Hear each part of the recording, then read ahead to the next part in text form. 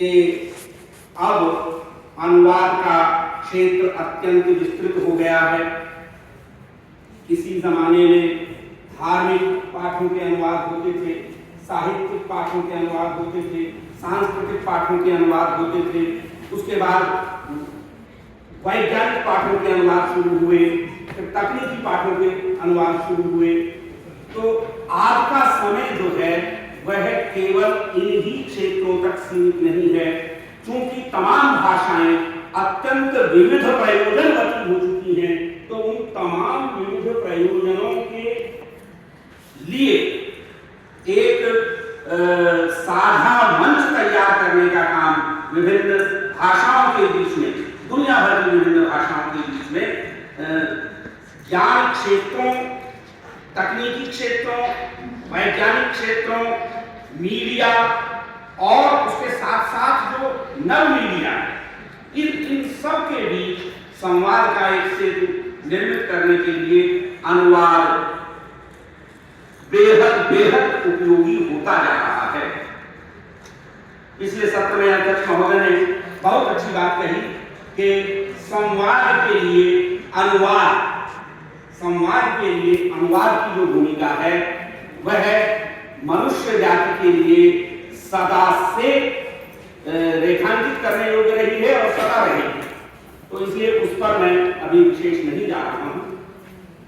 रही बात यह तो बदलते परिप्रेक्ष्य की है और जो उभरती संभावनाओं से कहीं ना कहीं हमारा अभिप्राय यह होता है कि अनुवाद पढ़कर और अनुवाद करके हम करेंगे क्या?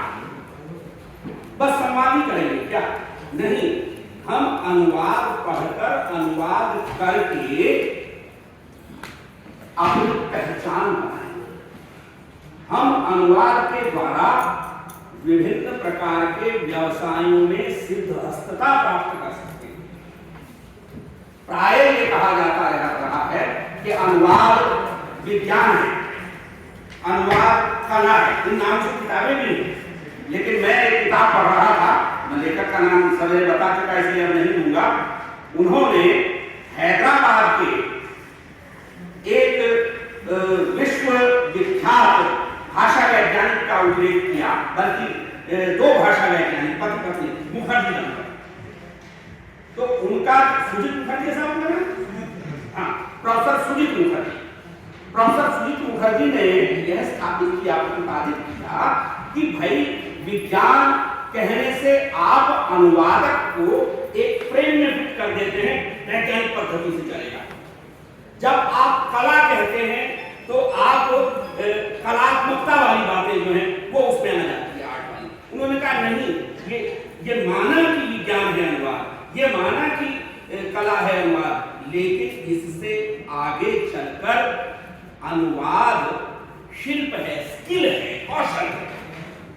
और अनुवाद का यह जो कौशल है, इसे अर्जित करने के लिए ही हमें अनुवाद की कक्षाओं की जरूरत है।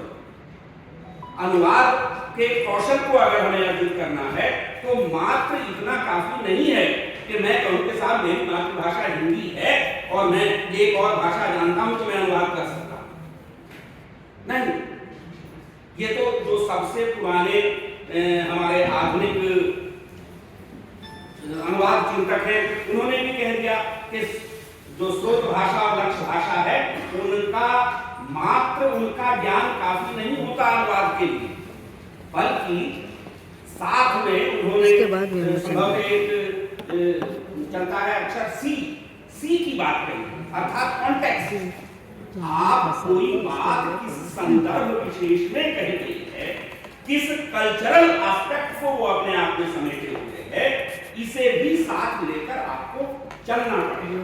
तो टेक्स्ट के साथ जो कॉन्टेक्स्ट है उसे समझने की चुनौती किसी भी अनुवादक के सामने कल ही की आज मशीनी अनुवादक के सामने भी रहेगी, क्योंकि जब तक मशीनी अनुवादक जो है वह किसी विषय में निहित संदर्भ को या उसके जो सामाजिक सांस्कृतिक विभिन्न आयाम हैं उन्हें आत्मसात नहीं कर लेगा, तब तक यह होगा कि हम इसे भी सवेरे से कई बार ये बात कहेंगे कि हम किसी भी सर्च इंजन पर जाकर के और अनुवाद करा लेते हैं, लेकिन जब उस अनुवाद को हम बाहर भेजते हैं किसी के पास तो लोग सिर पीटते हैं और फिर मूल ही पढ़ना पसंद करते हैं।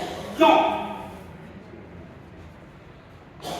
तो जो अनुवादित पाठ में, अनुदित पाठ में जिस संप्रेषणीयता की आवश्यकता है, जिस विषय निष्ठता की आवश्यकता है, उसे व्यक्ति के द्वारा सिद्ध किया जाता है। और इसीलिए यह आवश्यक है कि कृत्रिम मेधा मनुष्य की मेधा की सहायक हो सकती है, मनुष्य की मेधा का मालिक नहीं हो सकता।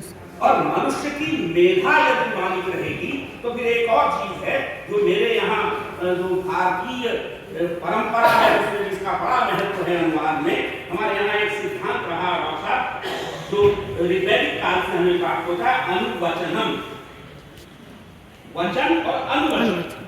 हमारा तो श्रुति की परंपरा थी, श्रुति की परंपरा थी। एक व्यक्ति कहता है, दूसरा उसको दोहराता है, याद करता है और फिर आगे चलकर उसकी व्याख्याएं होती हैं।